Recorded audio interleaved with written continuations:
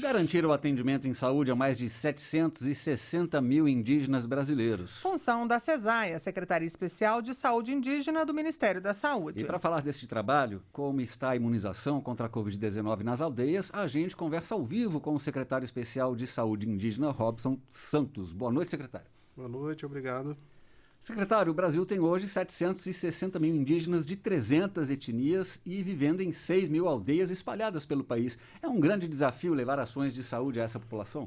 Sem dúvidas, a SESAI é uma instituição que surgiu em 2010, uma conquista dos povos indígenas, e ela é responsável por fazer o atendimento primário, a saúde da família no contexto dessas aldeias. São aí mais de 20 mil profissionais, cerca de 15 mil desses profissionais de saúde, atendendo a essa população em seu cotidiano. Secretário, o senhor falou que são mais de 15 mil profissionais, entre eles também tem profissionais indígenas. Mais de 52% da nossa força de trabalho é aí a população indígena. Então nós temos aí um trabalho onde nós temos indígenas fazendo a saúde para os indígenas. Em alguns distritos, como Pernambuco, por exemplo, essa margem ultrapassa os 70%. Secretário, a SESAI tem recursos para capacitar os profissionais e fazer todo esse trabalho de assistência aos índios? A SESAI ela faz não só assistência em saúde, mas também em saneamento. É responsável pela qualidade da água, perfuração de poços, construção e reformas de unidades básicas de saúde e também toda a parte de educação, formação complementar de todos os profissionais, incluindo agentes indígenas de saúde e agentes indígenas de saneamento.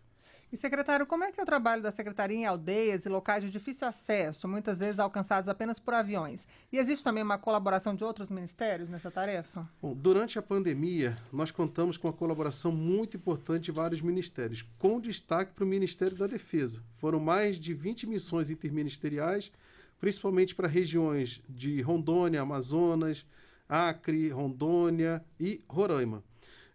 Nós dispomos aí de uma frota superior a 3 mil veículos, incluindo-se barcos, lanchas, aviões, helicópteros, veículos automotores. Isso nos permite ter uma capilaridade e atender aí cerca de 6 mil comunidades indígenas. Lembrando que a SESAI, ela cuida do indígena aldeado, aquele irmão indígena que mora no contexto urbano, ele está sob responsabilidade dos estados e municípios. Então, é a partir dessa frota, é a partir dessa capilaridade que a gente age diuturnamente em apoio a essas populações. E, secretário, quais são as doenças que mais afetam os indígenas do país? Bom, depende muito da região do país onde a gente está. Hoje, pela mudança dos hábitos alimentares dos indígenas, os agravos que nós temos nessas populações são muito semelhantes aos não indígenas. Problemas cardíacos, diabetes, problemas de pele, enfim, tudo aquilo que nos afeta aqui, a gente que mora na cidade. Existem outras regiões, como por exemplo na Amazônia, onde a gente vai ter outras doenças, como oncocercose, tracoma e doenças ali como a malária, que é muito comum nessas regiões. Dos nossos 34 distritos, né, dessas nossas 34 grandes áreas, 20 estão em áreas endêmicas de malária. E quais são as maiores dificuldades para o controle da malária? O grande problema da malária é que você pode pegar malária várias vezes. Então você pode, por exemplo, ser picado, pegar a doença, se tratar e daqui a pouco você adquirir de novo. Um outro problema do tratamento da malária é que logo nos primeiros dias, primeiro, segundo, terceiro dia que você toma o medicamento, você já se sente bem. Muitas pessoas param o tratamento, só que tem um problema, elas continuam transmitindo. Então você está bem, teoricamente, o mosquito pica você, então você vai passando para a família, para a aldeia como um todo. Em resumo, o tratamento precisa ser completo e muitas vezes as pessoas acabam abandonando. Secretário, em relação ao distrito Yanomami, que se localiza na divisa entre os estados do Amazonas e Roraima e faz fronteira aí com a Venezuela, o que tem sido feito em relação à malária? Está havendo um controle? Bom, ali nós sempre tivemos, infelizmente, altos índices de malária. Se o pessoa que está querendo saber um pouquinho mais, digitar no YouTube Yanomami, vocês vão ver lá relatos de 98 que relatam as mesmas dificuldades em relação à malária. Então, é uma área endêmica, uma área complicada. Nós investimos nos 2 anos os maiores valores, no 2021, né? Os maiores valores já investidos naquele distrito. Foram mais de 216 milhões, é o distrito que mais recebe, né? A região que mais recebe recursos. E temos investido não só nisso, mas também no envio de insumos, testes rápidos, testes padrão PCR, de gota espessa e tudo aquilo que é necessário. Mosquiteiro, borrifação. Então, há um investimento forte. Agora, é uma região grande. São 28 mil indígenas, espalhados aí, alguns milhares de hectares, né? Dá um país ali dentro daquela região. Isso traz muitas complicações.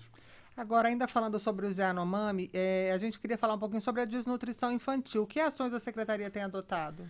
Bom, a desnutrição e a malária andam juntos naquela região, infelizmente, né? A gente tem feito um trabalho principalmente de complementação alimentar, suplementação alimentar. Hoje, todas as unidades básicas de saúde indígena, elas contam com alimentação para os indígenas em tratamento, né? Temos trabalhado aí também em parceria com outros ministérios. Eu destaco, por exemplo, a FUNAI, que tem feito a distribuição de cestas básicas, e outros ministérios aí no conjunto do governo federal que tem atuado ali na região. Secretário, a fronteira com a Venezuela é um complicador? A população Yanomami, por exemplo, ela é uma população seminômade. Não são todos que estão sempre em deslocamento, mas há uma parcela significativa. E o Yanomami, né, ali é um povo, e para eles a fronteira é uma questão simplesmente política. Então há um trânsito muito grande entre esses dois países. Infelizmente, isso ajuda a agravar também o problema da desnutrição. É comum alguns virem da Venezuela com problemas, e a gente, até por uma questão humanitária, a gente não distingue, a gente atende de forma indistinta todos aqueles que procuram ajuda. Secretário, mudando um pouco de assunto, como é que foi a aceitação da vacina contra a Covid-19 entre a população indígena? As primeiras doses que nós recebemos no Brasil, aí, praticamente 1/3 foi destinado a todos os indígenas acima de 18 anos. 907 mil doses. E a gente atingiu aí uma marca importante, talvez no mundo, sem dúvidas, muito elevada. 89% já tomou a primeira dose, né? E mais de 82% a segunda. Iniciamos agora também a vacinação dos jovens e na próxima semana a aplicação das doses de reforço. Tá certo, secretário. E quais foram as principais ações realizadas pela CESAI durante a pandemia nos distritos indígenas? Houve um aporte de recursos superior a 100 milhões. Atuamos de uma forma bastante enérgica com contratação de pessoal para as equipes de resposta rápida. Contratamos a partir da CESAI, em Brasília, uma equipe volante pronta para embarcar, para apoiar os distritos em caso de necessidade. Investimento elevado em testes, em insumos, medicamentos. Então, a gente conseguiu, apesar de todos os problemas, a gente nunca relativiza a morte, né? Nós tivemos aí na ordem de 835 falecimentos, perdas inestimáveis, num público aí de 761 mil pessoas. Então, em comparação com a população em geral, nós tivemos uma taxa de letalidade aí de cerca de 1,2 na população indígena e uma média nacional de 2,5, 2,8. E esse sucesso, se é que a gente pode dizer isso, né, ou essa ação efetiva contou muito com a população indígena. Então a gente agradece aos caciques, lideranças, e também a gente viu a importância da medicina tradicional. Foi fundamental para que a gente então tivesse aí uma redução significativa nessa população.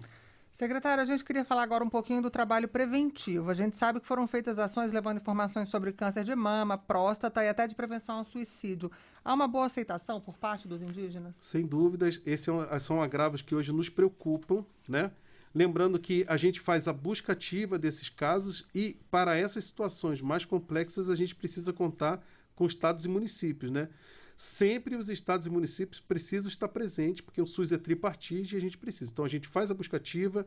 Nos casos em que precisa de atendimento especializado, esse paciente, então, é removido para as casas de saúde indígena e referenciados nos hospitais municipais ou estaduais. Secretário, há um canal onde a população pode acompanhar as ações da CESAI, buscar dados sobre os indígenas, por exemplo? Bom, no site principal do Ministério da Saúde, né, o site do governo, Ministério da Saúde, e também a gente tem um site especial que a gente criou para a Covid, que é o saudeindígena.saude.gov.br, onde todo o trabalho está sendo feito lá, a transparência, os índices de vacinação. Também tem o nosso Instagram, que é o cesai.ms, onde a gente vai poder ver os indígenas falando, né? Hoje em dia, infelizmente, a gente vê muitas pessoas se apossando das vozes dos indígenas. E lá vocês vão poder ver realmente lideranças, pessoas que moram nas aldeias dando seus depoimentos. É aquilo que a gente fala. Tem muita coisa para se fazer, mas muita coisa já foi feita e a gente vai continuar avançando. Tá joia, secretário especial de Saúde Indígena, Robson Santos, muito obrigada pela entrevista ao vivo aqui à Voz do Brasil. Muito obrigado.